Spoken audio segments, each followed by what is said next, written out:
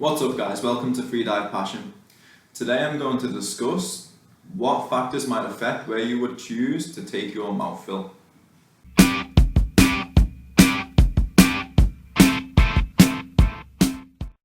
Now if you're watching this video, you should already understand that as you're descending into depth, any air spaces within your body are going to be compressed, and that applies also to your lungs.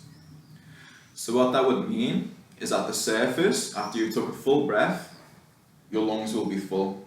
At 10 meters, they'll be half full. At 20 meters, 1/3 full. At 30 meters, they'll be a quarter of the size that they were originally when you started your dive. Now, how this affects us is it's going to affect how difficult it is to take a mouthfill. When you take a mouthfill at the surface, it's going to feel much easier than if you try to take the mouthfill at, let's say, 30 meters. In the following demonstration, I'm going to breathe in or breathe out a certain amount of air to replicate or simulate the size my lungs will be at a certain depth. Once I've done that, I'm then going to take a fill.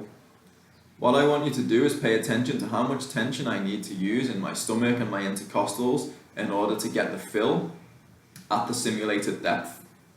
In this first example, I have completely full lungs, which simulates taking the fill right on the surface. As soon as you've done your duck dive, you take your fill. As you can see, it's quite easy for me to take a fill because I have a positive pressure within my lungs. For this example, I took a full diaphragm breath, which for me represents about 50% of my vital capacity. So this simulates being at about 10 meters. It's still quite easy for me to take a fill, as you can see, and the reason is because I still have a positive pressure in my lungs.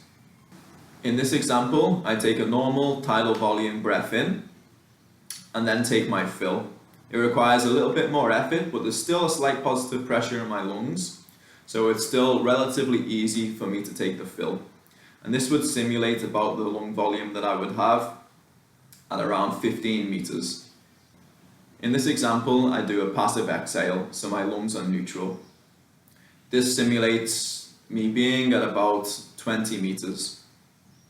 Because my lungs are neutral, I'm now going to have to use an active exhalation in order to bring air into my mouth. So now I'm having to use more force than what I did previously.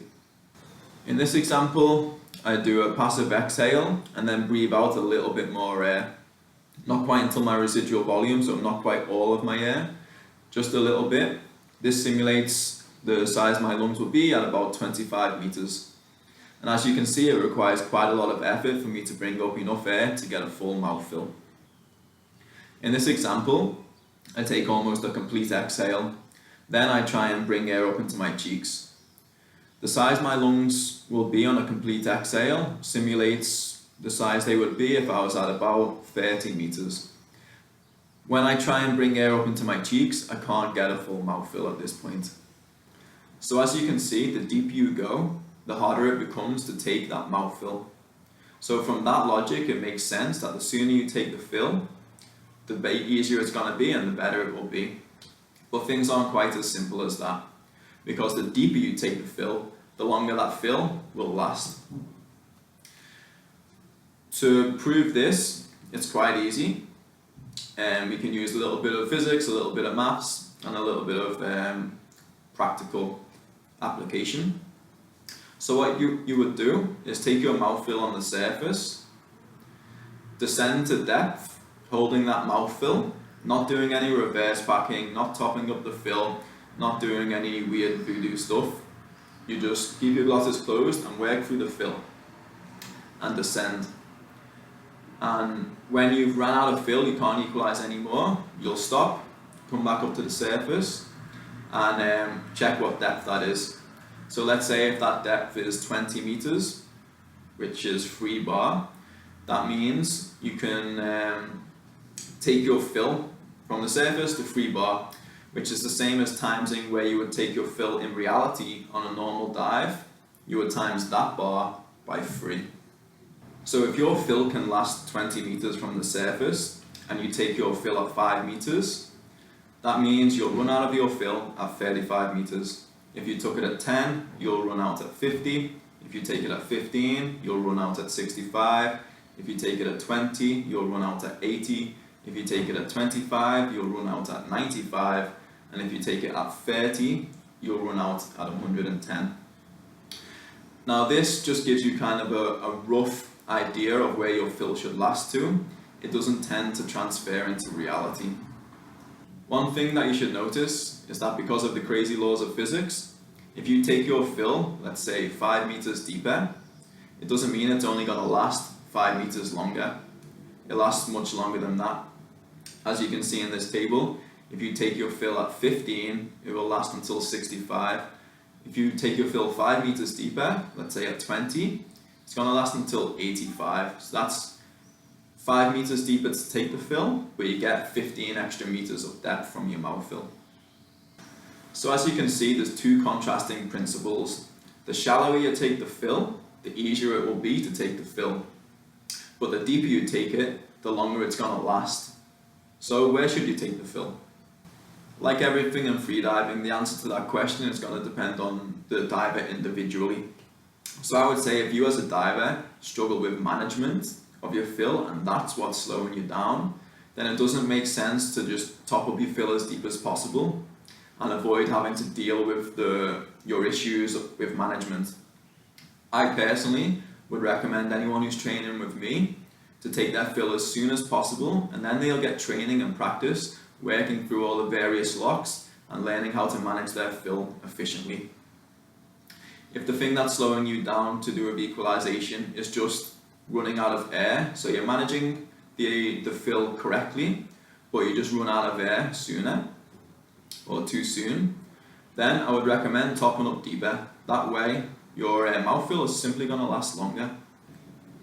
I like to have my fill full for as long as possible or for as deep as possible. But I would rather not have to take that fill, at 25 meters because it requires a lot of effort to bring that air up into my cheeks. So what I choose to do is take my fill early, somewhere between 15 and 20 meters, and then I'll simply continue topping it up until I can no longer bring air up into my cheeks. At that point, I just relax my stomach, relax everything, and I'll be in my free fall already, and I just manage what I have. A lot of people are kind of apprehensive to do this because you're scared as soon as you try and bring up more air, you're just going to lose your whole mouthfill to your lungs. But this isn't going to happen if you top up regularly. As you keep topping up, you're going to start to feel that it becomes a little bit harder and a little bit harder to bring that air up into your cheeks. As you're getting closer and closer to your failure depth, i.e. the point where you can no longer bring air up from your lungs, you're going to feel it. It's not going to be like this big surprise. So each top up will be getting gradually harder and harder and harder until you think, okay, I'm not going to get any more air from my lungs. And then you stop topping up and you just use what you have left in your mouthfill and manage that for the rest of the dive. So to reiterate, it's very important to top up quite regularly. So you'll have a full mouthfill. As soon as you feel it's not completely full anymore, just top it up.